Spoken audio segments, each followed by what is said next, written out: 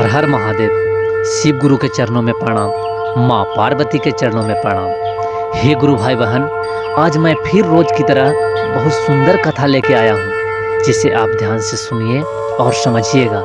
यह कहानी से आपको बहुत शिक्षा मिलेगा, इसलिए आप वीडियो को पूरा देखिएगा। रामपुर गांव में एक स्त्री रहती थी जिसका नाम गीता था। गीता के 2 बेटा, 2 बहू और एक पोता भी था। वह शिव का पूजा करती थी। प्रतिदिन वह मंदिर को साफ सफाई करके शिव पर जल चढ़ाती थी, पूजा करती थी, और शिव की कृपा से उसे किसी चीज़ का दिक्कत नहीं था। उसका दोनों बेटों का रोजगार अच्छा चल रहा था। उसके बहुएं भी सुखी संपन्न थी और गीता को सेवा सत्कार भी खूब हो रहा था। बहुएं गीता को बहुत ख्याल रखती थी, खाने पीने से लेकर के हाथ पांव दबाना सब काम करती थी। गीता यह चाहती थी कि शिव का दर्शन हो और उसके बाद यह दुनिया छोड़ देगी। इसके लिए वह प्रतिदिन जब भी समय मिलता था वह शिव का भजन कीर्तन करते रहती थी, लोगों को कथा सुनाती थी। एक दिन वह अपने बेटे से बोली कि बेटा, मैं यह चाहती हूँ कि मुझे शिव का दर्शन हो। तो बेटा बोला कि माँ, शिव के दर्शन के लिए तो तपस्या करना पड़ता है। तो माँ बोली कि बेटा, मैं चाहती हूँ कि एकदम शांत जगह मुझे मिले जहाँ पे मैं शिव का तपस्या करूँ। बेटा बोला कि माँ, तुम्हें यहाँ किस चीज़ की दिक्कत है? तुम्हें शांति, खाना पीना, पूजा पाठ करना, सब कुछ में तो तुम्हें सुविधा मिल रहा है। तुम यहीं मंदिर में तपस्या करो और सुखी सुखी रहो। माँ बोली बेटा, ये मंदिर में तपस्या नहीं होता, तपस्या के लिए जंगलों में जाकर करना पड़ता है। मैं यही चाहती हूँ कि जंगल में शांत जगह पाकर मैं तपस्या करूँ।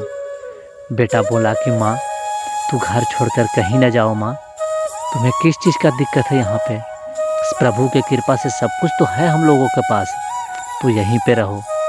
माँ बोली कि बेटा, समय के साथ मोह माया सब कुछ त्यागना पड़ता है।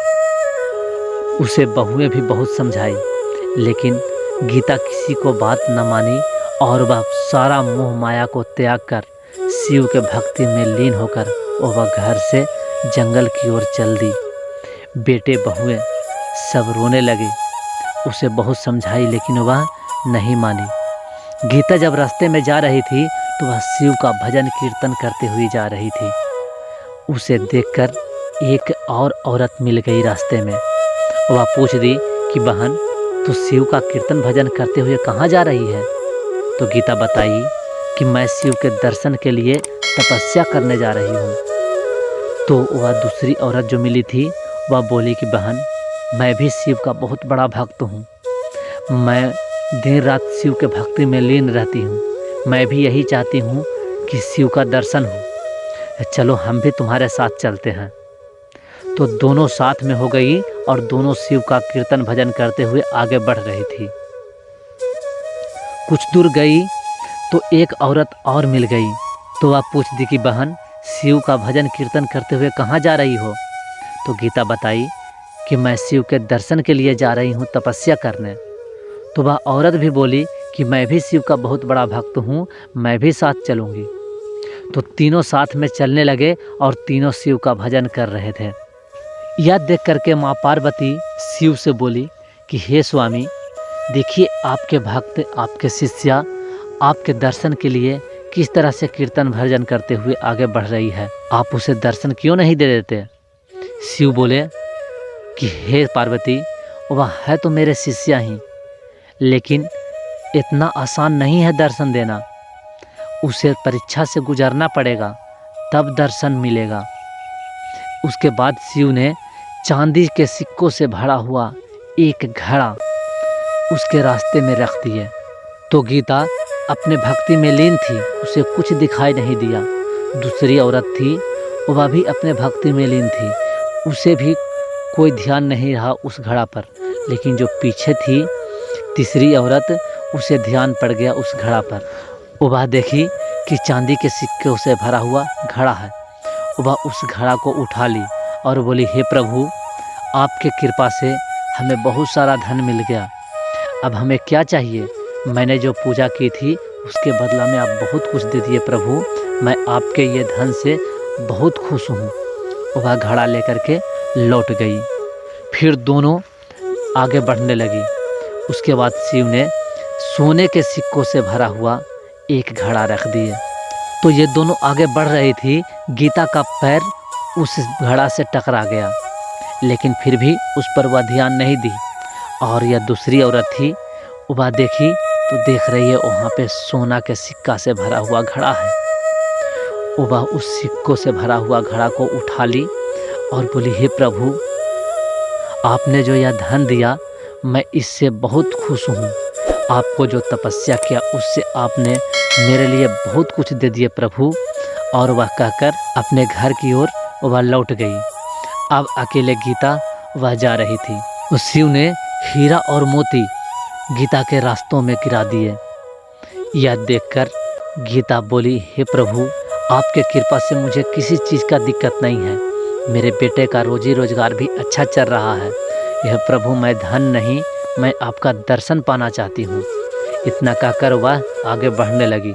यह देखकर शिव बोले कि देखो पार्वती, ये जो गीता है ये अपने लक्ष्य की ओर आगे बढ़ रही है। इसे दर्शन देंगे, लेकिन इतना आसानी से नहीं, इसे और भी परीक्षा का सामना करना पड़ेगा। शिव ने गीता के रास्तों में कांटा बिछा दिए, आंधी तूफान ले आए, बर्फ बरसाए, लेकिन गीता तो वह प्रभु के भक्ति में लीन थी। उसे किसी चीज़ का कोई प्रभाव नहीं पड़ रहा था और आगे जाकर के एक पेड़ के नीचे बैठ के शिव का तपस्या करने लगी। यह देखकर माँ पार्वती बोली कि हे स्वामी, अब तो दर्शन दे दीजिए, अब कितना परीक्षा लेंगे इसे। शिव बोले कि ठीक कह रही हो पार्वती, मैं ज़रूर दर्शन दूंगा। उसके बाद शिव गीता के सामने आकर बोले कि बेटी, तू क्या चाहती हो?